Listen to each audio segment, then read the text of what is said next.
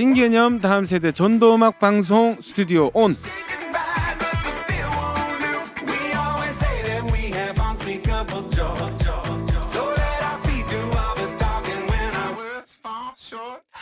오른쪽 고막에 재미를, 왼쪽 고막에는 복음을 쏙쏙 심어드립니다. 여러분 모두 마음을 활짝 여시고 함께 출발해 보겠습니다. Here we go!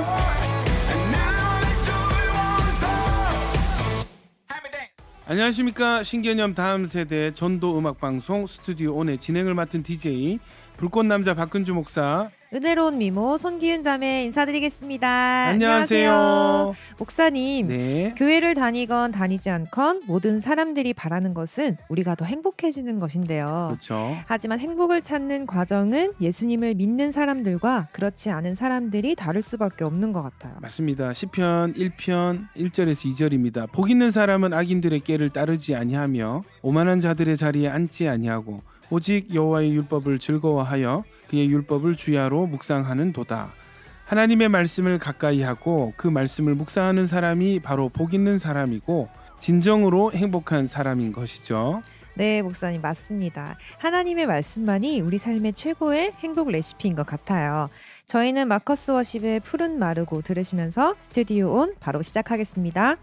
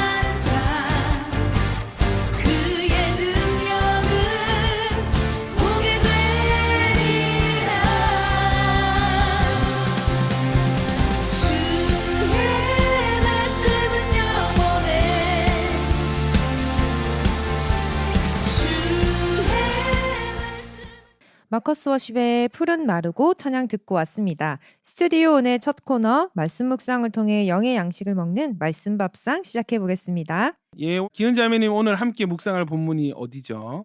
네, 오늘 묵상 본문은 요한복음 12장 1절에서 8절 말씀입니다. 자, 말씀을 재미있고 생동감 있게 전달해 드리기 위해서 바이블 드라마로 준비했습니다. 요한복음 12장 6월절 엿새 전에 예수께서 베다니에 이르시니 이곳은 예수께서 죽은 자 가운데서 살리신 나사로가 있는 곳이라. 거기서 예수를 위하여 잔치할새 마르다는 일을 하고 나사로는 예수와 함께 앉은 자 중에 있더라. 마리아는 지극히 비싼 향유 곧 순전한 나드 한 근을 가져다가 예수의 발에 붓고 자기 머리털로 그의 발을 닦으니 향유 냄새가 집에 가득하더라. 제자 중 하나로서 예수를 잡아줄 가룟 유다가 말하되 이 향유를 어찌하여 300데나리온에 팔아 가난한 자들에게 주지 아니하였느냐? 하니 이렇게 말함은 가난한 자들을 생각함이 아니요 그는 도둑이라 돈꾀를 맞고 거기 넣는 것을 훔쳐 가미러라. 예수께서 이르시되 그를 가만두어 나의 장래할 날을 위하여 그것을 간직하게 하라. 가난한 자들은 항상 너희와 함께 있거니와 나는 항상 있지 아니하리라 하시니라. 자, 본문 듣고 돌아왔습니다. 오늘 이 장면은 우리 예수님께 순전한 나드 한 근을 드린 이 마리아를 가룟 유다가 다른 평가로 정죄하는 그런 장면이죠. 자, 우리 이 말씀 함께 묵상하고 나누도록 하겠습니다. 자, 우리 묵상하시는 동안에 찬양 한 곡 듣고 나눔 들어보도록 하겠습니다. 여러분 함께 묵상해 보시죠. 페이스 월십 주께와 엎드려.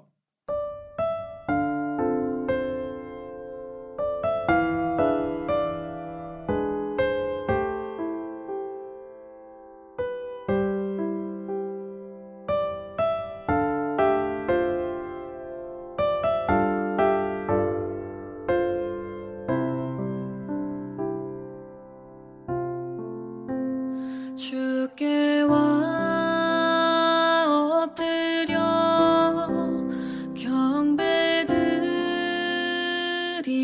경배드립니다. 주 계신 곳 센 기쁨 가득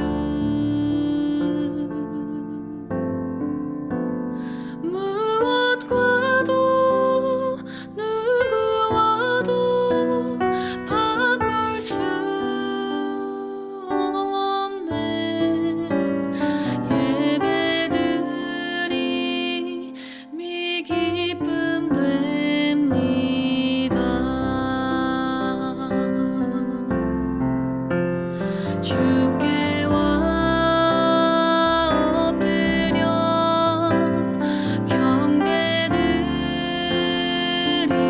경배드립니다. 주 계신 곳 센 기쁨 가득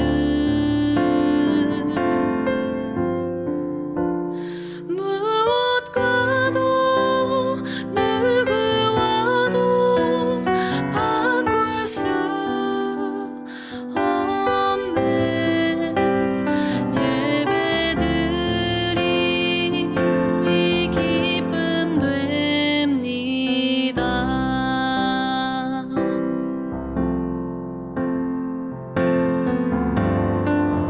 왕 되신 주 앞에 나 경배합니다. 주님만 찬양받기 합당하시니 큰 존귀와 영광 홀로 받으소서. 오 주 앞에 나 나아갑니다. 페이스 워십의 주께와 엎드려 듣고 왔습니다. 묵상 다들 하셨죠? 네. 예, 좋습니다. 먼저 저의 말씀 레시피 공개하도록 하겠습니다. 본문의 말씀이 진행되는 때가 어느 때이냐면 1절에 보시면 어느 때죠? 6월절 엿새 전. 6월절 엿새 전입니다. 예수님이 6월절 어린 양으로 십자가에서 돌아가시잖아요. 죽기 일주일 전인 거예요. 그리고 이날 다음 날 예루살렘으로 입성하시는데 지금 장소가 어디라 그랬죠? 배단이. 베다니는 어떤 도시일까요? 나사로를 살린 곳이라고. 그렇죠. 예, 예. 나사로가 사는 동네. 자, 베다니는요. 예루살렘에서 3km 떨어진 매우 인접한 도시입니다. 그리고 예수님이 이제 십자가 지러 예루살렘 들어가시기 전날 바로 이 사건이 일어나게 된 것입니다. 어떤 일이 일어났죠? 이제 마리아가 지기 비싼 향유를 들고 와서 예. 예수님 발에 이제 붓고 음. 머리털로 이제 발을 닦는 네. 일이 일어납니다. 그랬을 때 네, 그랬을 때 제자 중에 가룟 유다가 음. 이 향유를 어찌하여 300데나리온에 팔아서 가난한 사람들에게 주지 아니하느냐 하고 반박을 합니다. 네. 이 재밌는 사건이 일어나죠. 그죠? 자, 우리 가룟 유다 역할 맡은 우리 동현 형제님 예. 살짝 한번 다시 읽어 주시죠. 요. 이 가룟 부분요. 유다. 예. 이 향유를 어찌하여 300데나리온에 팔아 가난한 자들에게 주지 아니하였느냐? 아, 예, 잘한다. 예, 저는 이게 연기가 아닌 것 같아요. 제가 하면서도 너무 잘 살려 주셔서 감사합니다. 예. 자, 이 가룟 유다가 이런 평가를 하잖아요. 네. 우리 동현 형제님은 어떻게 보십니까? 이 상황. 저도 사실 가룟 유다랑 좀 비슷한 생각. 좀 생각을 했을 것 같아요. 왜냐하면 네. 너무 오버한다, 약간. 뭔가 이제 과하다 이런. 네, 마리아가 네. 예수님께 잘 보이고 싶고 음. 예수님을 위한 마음은 인정합니다. 인정하는데 이게 보면 비싸다고 나와 있잖아요. 네. 제가 찾아보니까 네. 보통 이제 노동자의 노동자의 1년치 연봉 수준이라고 하는데 1년 연봉이면 요즘은 얼마 정도? 초봉이 3천 정도 3천 생각할까- 정도. 예. 3천만 원짜리 향수를 한 번에 그냥 쏟아버린. 저 같으면 예수님 머리에 살짝 뿌리고 살짝 칙칙. 향수니까 이 정도. 발에도 착착 아니 그 정도만 해도 예. 향은 충분히 그러니까요. 날 거 아니에요, 그죠? 그렇게 해도 되지 않았나. 근데 이제 너무 좀 오버하는 거 아닌가라는 아, 말을 좀 잘 포장한 어. 것 같아요. 가룟 유다가 굳이 뒤에, 저렇게까지 예. 쏟을 일인가? 상상해 보건대 사람들이 깜짝 놀랐을 거예요. 이 나드가 무엇인지 찾아보니까 순전한 나드 한글은요. 아까 우리 동현 형제가 얘기한 것처럼 노동자의 1년 품삯이고요. 굉장히 비싸고 귀한 재료였다고 해요. 그래서 이거는 팔레스타인 이 지방에서는 나지 않는 식물이고 인도의 히말라야 산맥에서 전량 수입하는 고급 향유였다고 합니다. 그래서 어디에 쓰였는가 하니까 술을 향기 있게 하는 재료고 피부병의 치료제, 몸의 악취를 제거하는 향수로 사용이 되었고 특별히 그 시체에 바르는 용도가 있었어요. 그리고 워낙 이것이 고가의 상품이다 보니까 결혼을 준비하는 여인의 혼수품에 해당했습니다. 그러니까 이런 거죠. 마리아가 결혼 정년기 아니었겠어요. 꾸준히 적금을 부은 거예요. 나는 하나님이 나에게 어떤 신랑을 만나게 해주실까 기대하면서 기도하면서 결혼을 위해서 평생을 아마 모아온 혼수품을 주님께 모조리 깨어서 발에 부은 것입니다. 그리고 이 시체에 바르는 향유를 주님 몸에 부었어요. 마태복음과 마가복음에 보면은 예수님의 머리에 부었다고 나오고 요한복음에는 발에 부었다고 나옵니다. 결국 무슨 뜻이에요? 머리부터 발끝까지 마치 시체를 염하듯이 다 구석구석 바른 거예요. 심지어 이 지극한 존경의 의미를 담아서 자기 머리카락으로 주님의 몸을 여자에게 있어서 이 머리카락은 종기를 상징하거든요. 머리카락으로 예수님의 몸에 머리부터 발끝까지 지극히 값비싼 순전한 나드 한 근을 모조리 다 주님께 드렸던 이 사건입니다. 자, 그런데 평가가 나뉘는 거예요. 아마 가룟 유다뿐만 아니라 당시에 그 자리에 있었던 많은 사람들도 깜짝 놀랐을 것 같아요. 평가가 제각각이었을 것 같아요. 그들을 대표해서 가룟 유다가 외치는 것이 뭐라고요? 어찌하여 300데나리온에 팔아 가난한 자들에게 주지 아니하였느냐. 재밌는 게 있죠. 나드의 주인은 누구예요? 마리아잖아요. 마리아. 마리아는 자기 뜻대로 쓰고 싶은 곳에 썼어요. 여기에 대해서 훈수를 두는 거예요. 왜 이런 훈수를 두는가? 그 말씀이 증거를 하는 게 그는 도둑이라 돈괴를 맞고 거기 넣는 것을 훔쳐가미러라. 무슨 생각을 했어요? 저거 헌금했으면 내 건데. 자기 거라고 생각을 했네. 훔쳐가려고. 그 돈을 훔칠 생각을 하고 있었던 거예요. 이미 돈의 주인이 되었던 거예요. 그리고 여러분, 이 문제는 결국 가치 평가의 문제입니다. 예수님께 어떤 가치를 두느냐에 따라서 이 행동에 대한 평가가 나뉘는 거예요. 여러분, 이 마리아와 마르다는 2절에 보시면 예수를 위하여 잔치할세 마르다는 일을 하고라고 표현하고 있습니다. 예전에 나사로 집에서 예수님 초대해서 식사할 때 마르다가 일을 하다가 뛰쳐나온 적이 있었습니다. 근데 이번 사건에는 기쁨으로 일을 했어요. 왜요? 나사로가 살아났으니. 자기 오빠 죽은 나사로를 살려주신 예수님 뿐만 아니라 이 예수님이 하나님의 아들이신 것을 믿는 강한 믿음이 있었겠죠. 그러니까 여러분이 예수님에 대한 가치가 바뀌면서 태도도 바뀌는 거예요. 여러분, 우리 신앙이요, 우리가 믿는 하나님께 어떤 가치를 두느냐에 따라서 우리 예배도 달라질 수밖에 없는 것이죠. 아멘. 그러니까 예수님이 세상에서 가장 귀한 분, 나를 살려주신 분, 생명의 은인, 그 예수님이 우리 집에 오셨다. 여러분, 못 드릴 게 뭐가 있습니까? 이 구원의 경험을 마리아는 경험했습니다. 마르다도 경험했습니다. 그래서 여러분, 마리아가 이 값비싼 나들을 예수님께 모조리 깨어서 드렸을 때 마르다도 다른 이견이 없었고 나사로도 이견이 없었는데 누구요? 예수님의 제자 가룟 유다가 반발하는 것입니다. 이것은 왜 그렇습니까?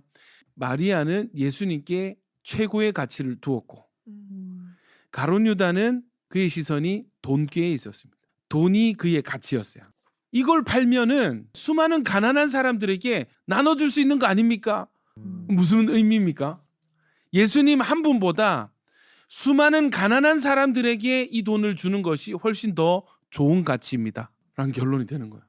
물론 이 말은 진심이 아닐 뿐더러 이 말이 진심이라 하더라도 예수님 앞에서 굉장한 결례가 되는 것이고, 이 가룟 유다가 생각하는 예수님의 가치는 많은 사람의 가치보다 덜한, 못한 예수님, 그것이 이 가룟 유다의 가치 평가의 수준이었습니다. 신앙의 수준이었습니다. 자, 예수님 대답은 어때요? 그를 가만두어 나의 장래할 날을 위하여 그것을 간직하게 하라. 가난한 사람들은 항상 너희와 함께 있거니와 나는 항상 있지 아니하리라 하셨습니다. 킬더라는 신학자가 이렇게 해요. 먼저 나요, 다음에 너희들이다. 최고의 가치는 예수님께 있다는 거죠.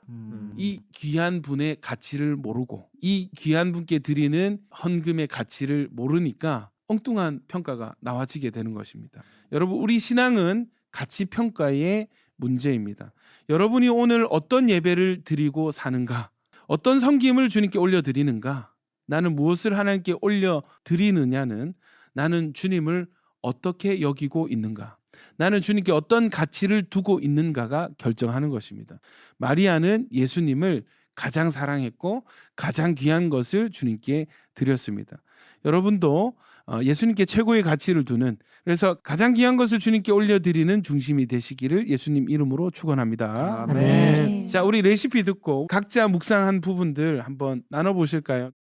저는 아까 목사님께서 말씀하셨던 것처럼 가치를 정말 어디에 두느냐에 따라서 내가 교회를 다니고 예수님을 믿지만 정말 가룟 유다처럼 신앙생활을 하고 있을 수도 있겠다라는 생각이 많이 들면서 좀 회개가 좀 많이 되는 그런 묵상이었습니다. 네, 이 신앙생활이 다 같은 신앙생활이 아닌 것 같아요. 신앙생활의 어떤 퀄리티는 어떤 가치를 발견했는가, 복음을 깨닫고 예수님과 사랑에 빠진 사람들의 예배와 습관적으로 교회 출석하는 사람들의 예배는 같은 평가를 받을 수 없겠죠.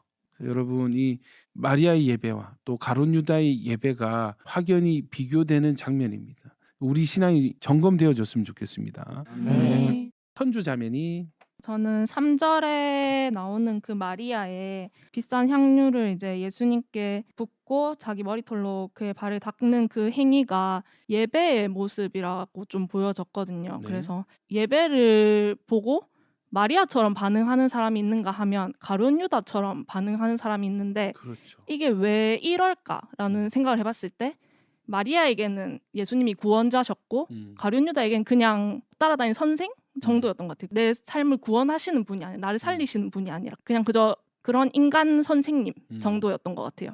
그래서 이런 반응이 나눠졌던 것 같은데, 평소에 나에게 예수님이 어떤 존재였는지 좀 다시 생각해보게 되는 것 같아요.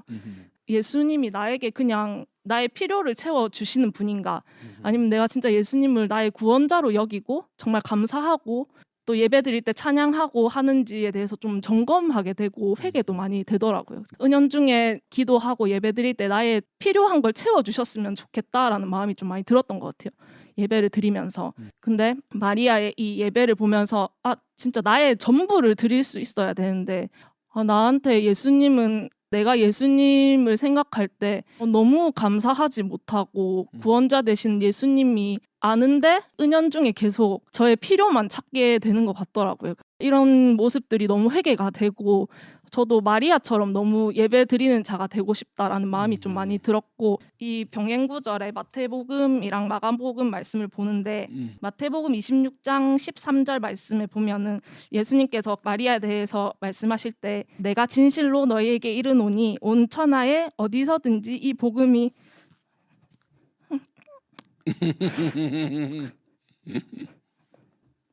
전파되는 곳에서는 이 여자가 행한 일이 말하여 그를 기억하게 하리라 하시니라라는 말씀이 있는데, 아멘. 나도 예수님한테 이런 예배를 드리는 사람이 되고 싶다고 오늘 좀 그런 마음이 좀 많이 들었습니다. 아멘입니다. 이 마리아가 최고의 가치를 주님께 올려드리니까 이 최고의 칭찬이 마리아에게 선포가 되는 것을 볼 수 있습니다. 야, 이 예수님 이야기가 가는 어디든지 마리아의 이름도 마리아의 드림도 같이 전해지는 그 영광을 누리게 되었네요.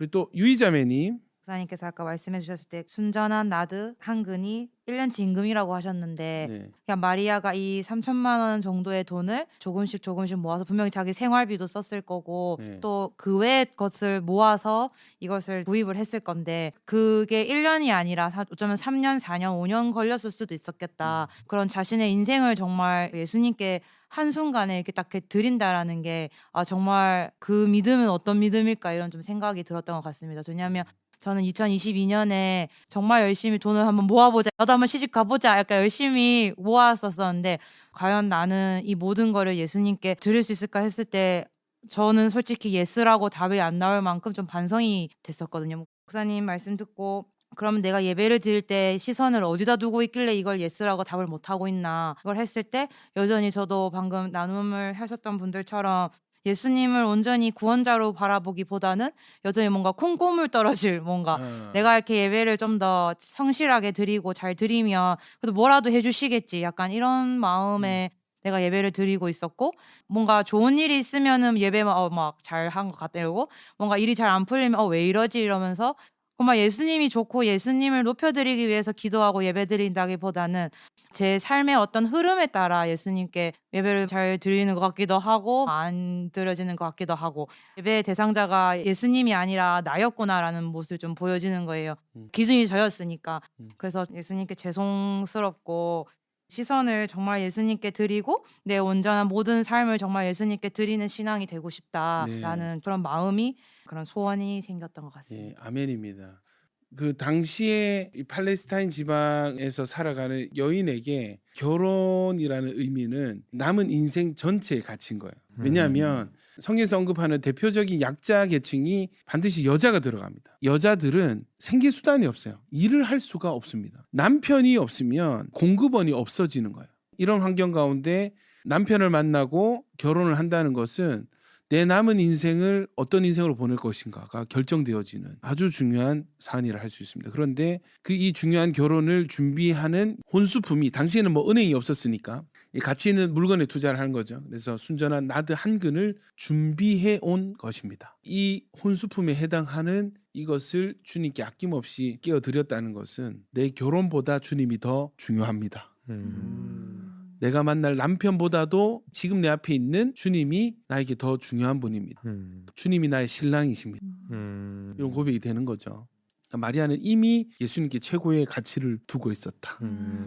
그 어떤 계기로 이런 믿음이 생겼을까요? 나사로가 살아나는 걸 보고 부활을 경험한 거죠. 오빠의 부활을 경험한 것이죠.